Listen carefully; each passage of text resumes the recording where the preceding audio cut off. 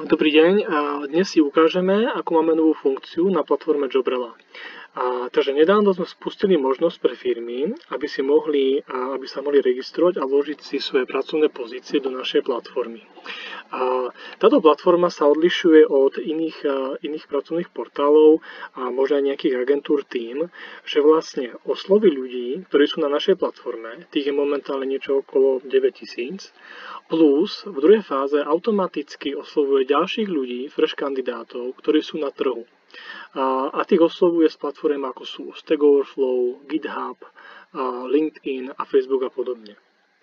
Tak, a my keď sme to teraz spustili, tak ponúkame firmám 90-dňový trial, takže vyskúšanie zdarma, kedy chceme, aby tá firma si vložila nejaký inzerát, pracovnú pozíciu a skúsila si nejakých ajťákov počas tejto doby vziať z našej platformy. No aby ste to vyskúšali, tak stačí sa registrovať ako firma. My všade na stránke dole v sekcii petičky máme možnosť registrovať sa ako firma. Otvorí sa vám táto stránka, kde vyplníte svoje iniciály alebo kliknete na Google login. A následne sa vám otvorí tento krok, kde vlastne vyplníte informácie o vašej spoločnosti.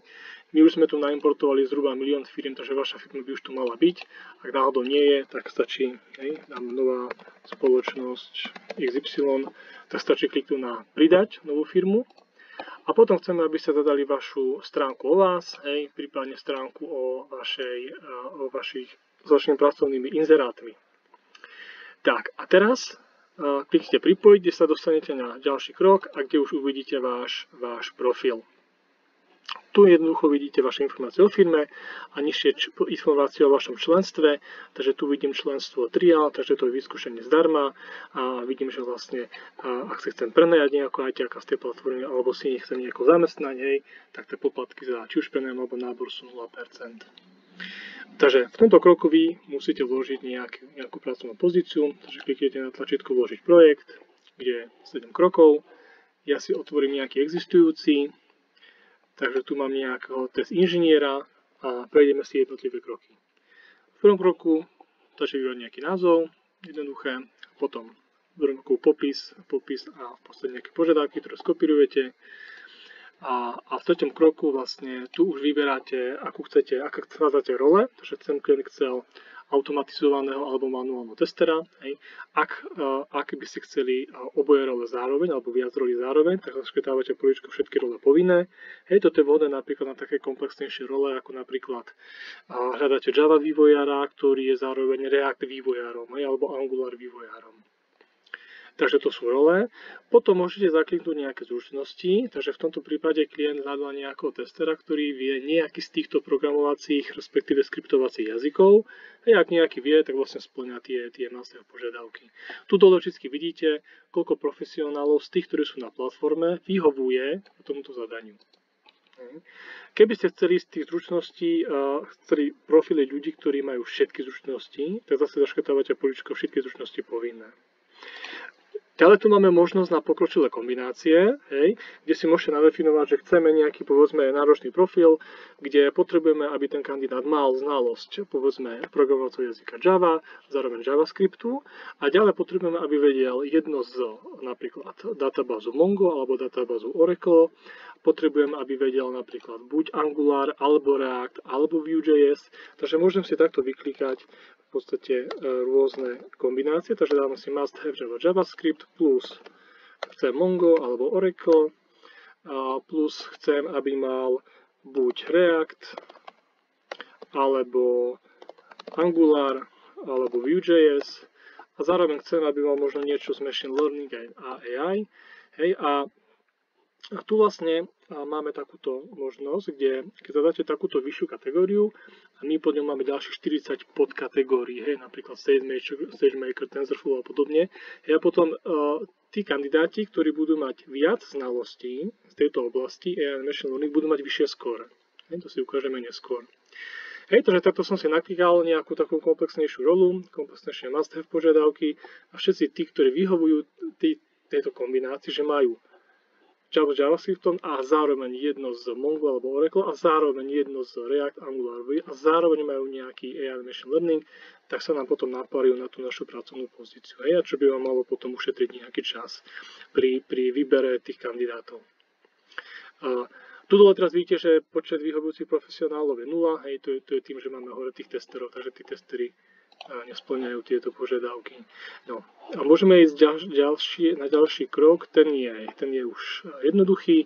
Sem vyberiete, či chcete externú kontraktorskú zmluvu, takže nejako možno živnostníka, IČiara, alebo štandardnú zamestnaneckú zmluvu, hej, aj nejakého kmeňového zamestnanca. Podľa toho vyplníte aj, či je to mzda na deň alebo na mesiac. Hej, a na ďalšom kroku zase môžete vybrať lokality. Hej, povedzme, že máme Prahu a Brno. A máte možnosť aj vložiť, koľko dní týždenne alebo dní mesačne potrebujete, aby ten človek bol na tom pracovisku alebo v tom vašom office. Takže možno dodať, že v Brne vyžadujem 2 dní týždenne, v Prahe možno 4 dní týždenne. A zároveň vidíte, čo sa vám refreshuje ten počet tých kandidátov, ktorí vyhovujú týmto kritériám. Následne si môžete zvoliť proste nejakú vašu špecializáciu, hej, či ste software house, alebo robíte, neviem, hazard, telco banking, a prípadne akú minimálnu úroveň požadujete, hej, od toho kandidáta, hej, junior, medior, senior, expert, tu máte vysvetlivku, hej, že u nás expert je 10 rokov, medior 3-4, senior 5 až 9 rokov, a že vyžadujete alokáciu 8 hodín denne, prípadne môžeme dať part-time, hej, ak to umožňujete, a termín, dokedy má byť tá pracovná pozícia zobrazená na tejto platforme. A toto je dôležité, pretože vlastne kým je zobrazená, tak sa oslovujú tí kandidáti z platformy a zároveň platforma oslovuje tých ďalších fresh kandidátov zo Stack Overflow, z GitHubu, z LinkedInu a podobne.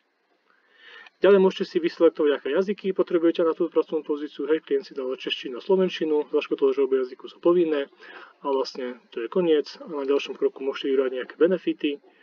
A v poslednom už iba skontrolujete, či ten projekt alebo ten inzerát máte správne zadaný a kliknete uložiť.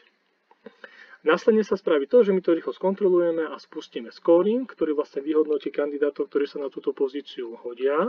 A ak sa nejaký nájdu, tak vám príde e-mail a vlastne keď otvoríte e-mail, tak sa rovno prekliknite do záložky s prezentáciou kandidátov, to je táto záložka, kde už vidíte vlastne ľudí, ktorí sa napárovali. Hej. Toto trvá niekedy do pár minút, v podstate vám ten e-mail príde. Ak tam tí ľudia nebudú, to znamená, že vám ukáže, že ten počet napárovaných ľudí je 0, tak treba len vyčkať, pretože tá platforma potrebuje nejaký čas, kým nových ľudí akoby osloví s tou vašou pracovnou ponukou a ponúkne im to miesto. A zase, ak oni budú mať všetky malé kritéria splnené, tak zase vám tí kandidáti tu pribudnú. Odtiaľto si ich môžete pozvať na pohovor alebo ich odmietnúť. Hej. Keď ich pozývate na pohovor, odošlete pozvánku a tomu kandidátovi príde e-mail, kde on potom má možnosť kliknúť, či má alebo nemá záujem, alebo možno, že už nie je dostupný.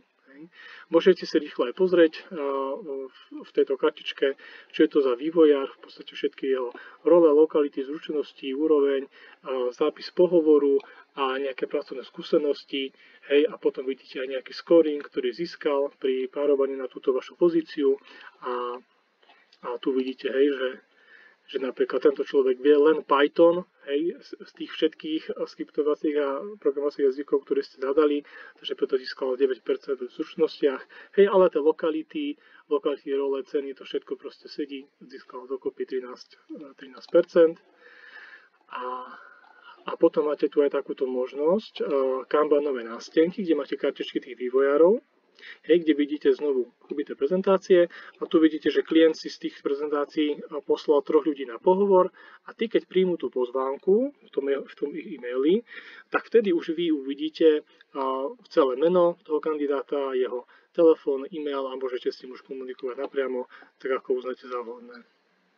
Hej, tu zase vidíte, že tento kandidát má 14%, tento 56%, hej, keď si ich otvoríte, tak vidíte, že tento bude zrejme seniornejší a v tom scoringu aj uvidíte, že asi bude mať tých zručností viac.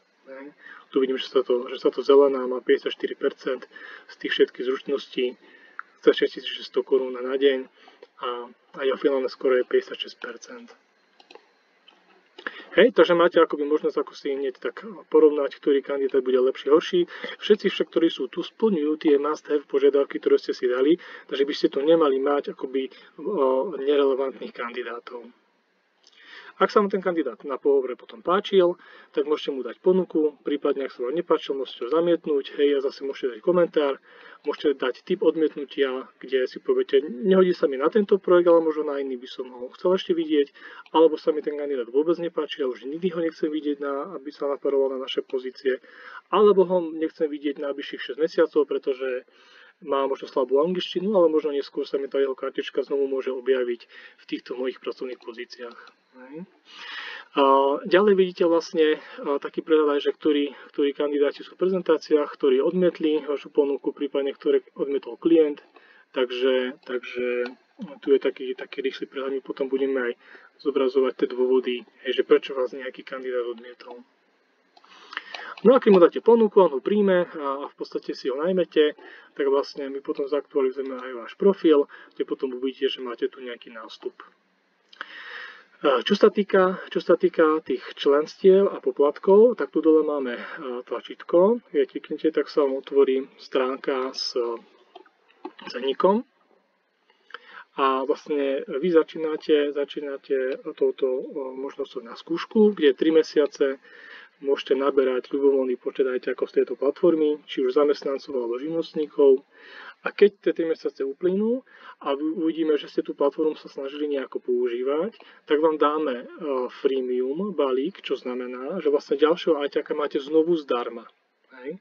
A keď ho vezmete, tak až potom sa vám zapne štandardné členstvo automaticky, kde vlastne ďalších 2 ľudí, ktorí si vezmete, tak za nich už budete platiť. Budete platiť buď 100% z nástupnej mesačnej mzdy, ak si ho berete ako kmeňového zamestnanca, alebo 10% z jeho mzdy, alebo z jeho externého platu, ak je to externista, nejaký živnostník. Hej.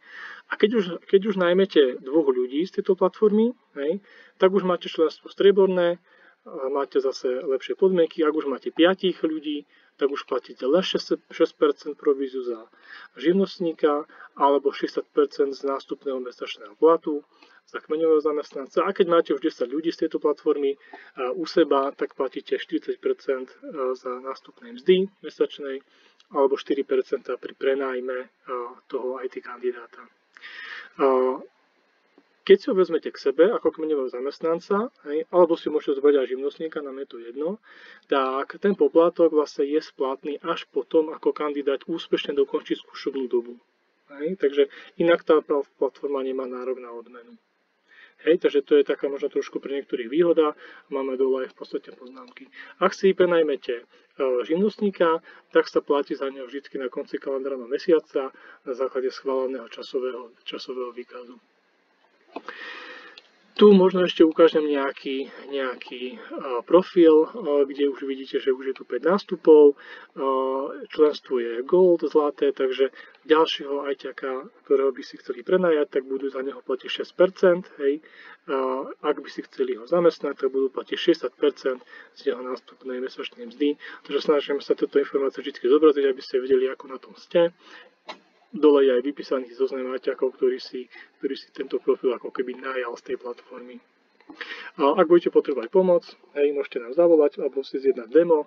Vlastne tu hore máme vždycky ikonku s telefónom a my vám poradíme či už s inzerátmi, alebo môžeme ich zadať za vás, alebo pomôžeme v podstate pripraviť inzerát tak, aby prilátal čo najväčší počet tých kandidátov. To je asi všetko, takže ak máte niekto nejaké otázky, neváhajte nám napísať, alebo sa môžete registrovať a vyskúšať našu triálku a budeme radi za hociaký feedback a ďakujeme.